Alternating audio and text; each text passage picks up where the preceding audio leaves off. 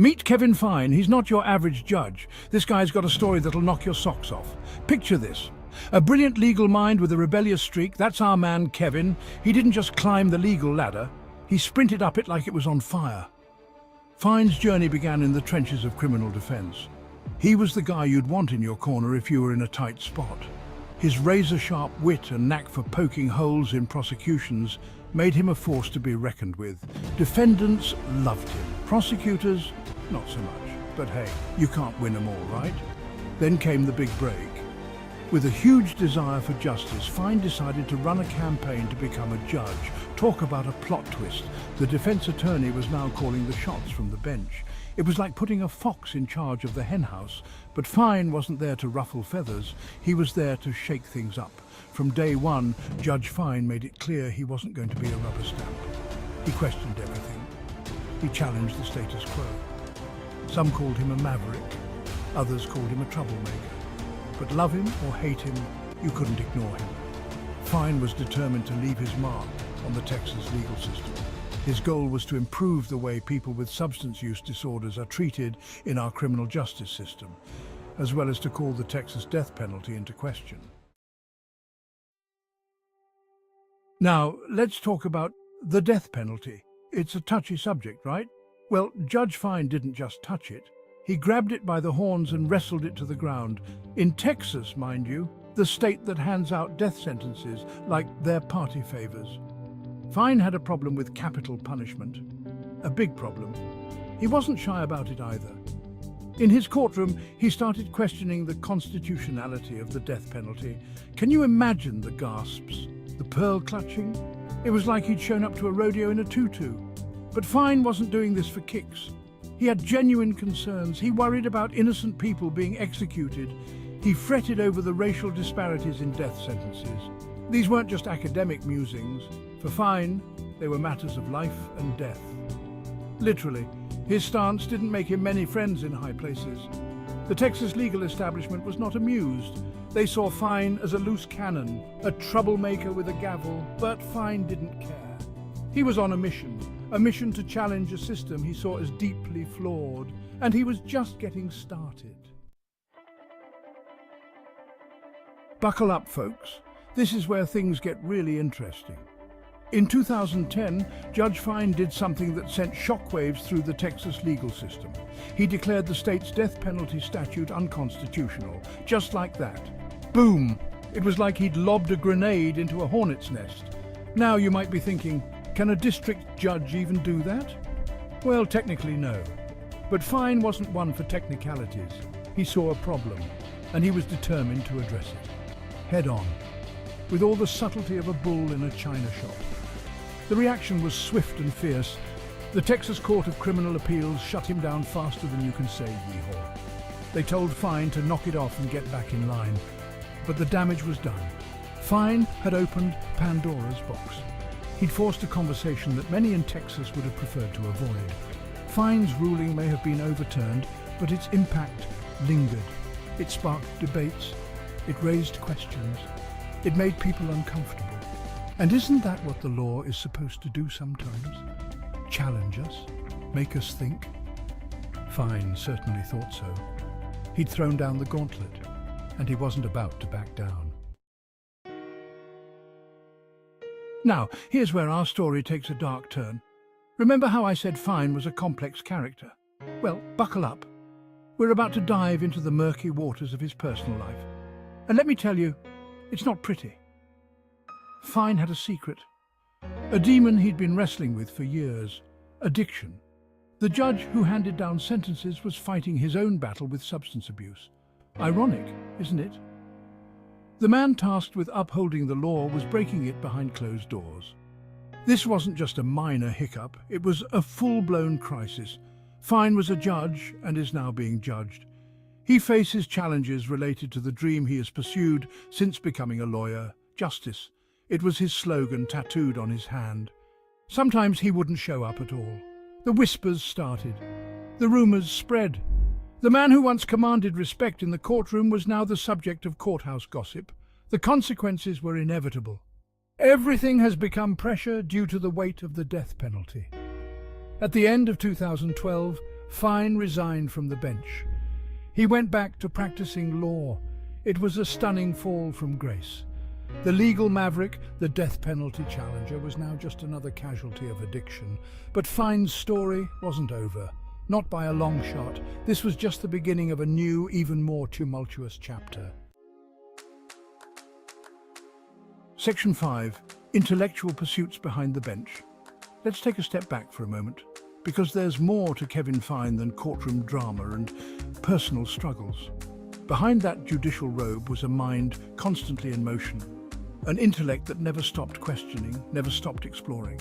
Fine wasn't just interested in the letter of the law, he was fascinated by its spirit, its philosophy, its impact on society. He'd spend hours poring over legal texts, not just to win cases, but to understand the deeper implications of justice.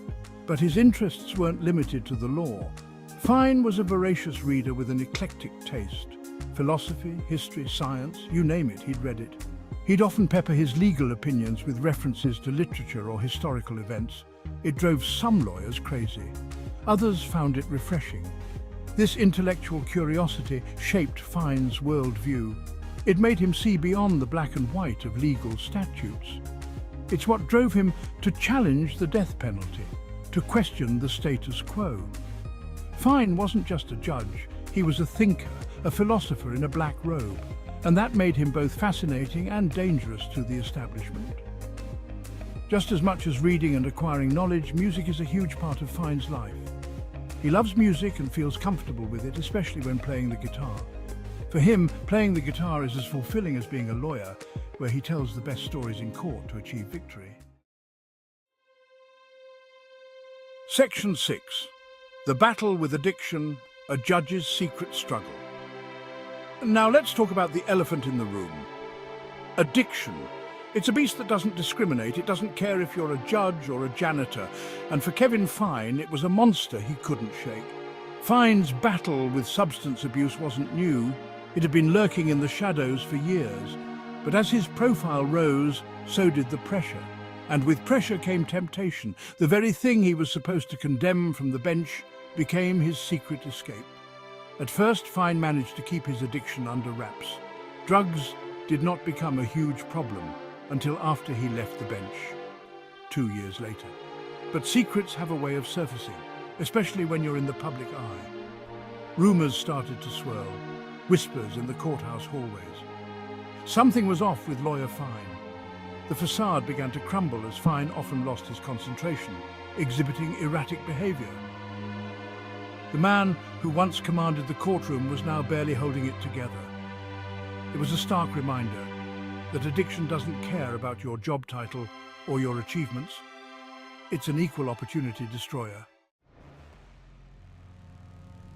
Section 7. From the courtroom to the prison cell. Just when you think the story can't get any more dramatic, life throws another curveball. In 2016, Kevin Fine found himself on the wrong side of the law. The former judge was now a defendant. Oh, how the mighty have fallen. Fine was arrested on drug charges in 2016. Cocaine possession, to be specific. The irony was lost on no one. The man who once sentenced drug offenders was now facing the same charges. It was a scandal that rocked the Texas legal community. The trial was swift. Fine pleaded guilty. He didn't make excuses. He didn't try to wriggle out of it. He faced the music, and the music was harsh. In 2017, Fine pled guilty and was given a 5-year sentence, and he lost his law license. Fine spent 14 months in a prison on the 5-year sentence before released under the supervision of the state of Texas for the remainder of his sentence, from the bench to a prison cell. It was a fall from grace of epic proportions, but even in this darkest hour, Fine showed glimpses of the man he used to be. He used his time in jail to reflect, to plan, to strategize his comeback. Because if there's one thing Kevin Fine isn't, it's a quitter. He was down, but not out. The next chapter of his life was about to begin. Section 8. Loss and redemption. Fine's personal odyssey. Life has a way of piling on when you're down, and for Kevin Fine, the hits just kept coming. As if battling addiction wasn't enough, he was dealt another crushing blow, personal loss. the kind that shakes you to your core. Fine lost someone close to him. We'll keep the details private out of respect. But let's just say it was the kind of loss that makes you question everything. Your choices, your path, your very existence. For a man already on the edge, it was almost too much to bear. But here's the thing about Kevin Fine. He's resilient, stubborn even. When life knocked him down, he got back up, slowly, painfully, but he got up. He sought help. He faced his demons head on. It wasn't pretty, it wasn't easy, but it was necessary. This personal odyssey changed Fine. It humbled him, made him more empathetic. The judge who once saw things in black and white now understood the shades of grey. His personal struggles gave him a new perspective on the people who stood before him in court. It was a hard-earned wisdom, paid for with pain and loss. Section 9. The duality of Judge Kevin Fine. So, what are we to make of Kevin Fine? Hero or villain? Crusader or cautionary tale? The truth, as always, is complicated. Fine is a study in contrasts, a walking, talking contradiction. On one hand, we have the brilliant legal mind, the judge who dared to challenge the death penalty in Texas, the intellectual who brought philosophy into the courtroom. He was a maverick, a reformer, a man ahead of his time. On the other hand, we have the addict, the man who succumbed to his demons, who fell from the heights of judicial power to the depths of a prison cell. He's a reminder that even the mighty can fall. That addiction doesn't discriminate, but perhaps it's this very duality that makes Fine's story so compelling.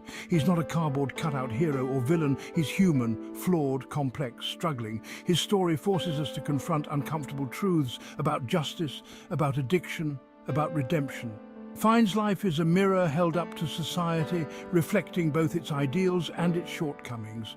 Above all, Kevin Fine is always trying to show the world that he is a good person, despite having made many mistakes in his life. With his knowledge, he always tries to help people by sharing his own experiences, both good and bad. Fine is like an open book for those who have lost hope in life.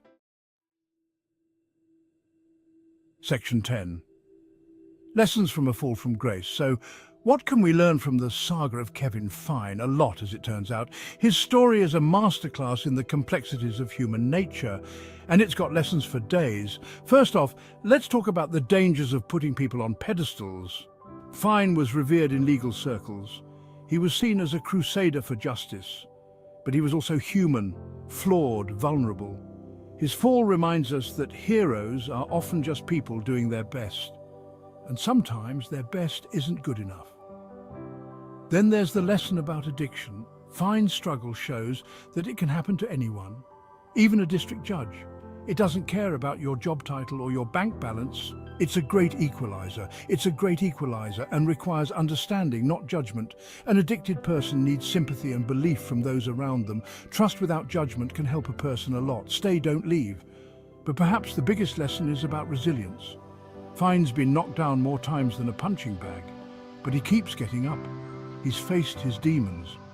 He's owned his mistakes, and he's trying to rebuild. It's a reminder that it's never too late to turn things around. Fine's story isn't over.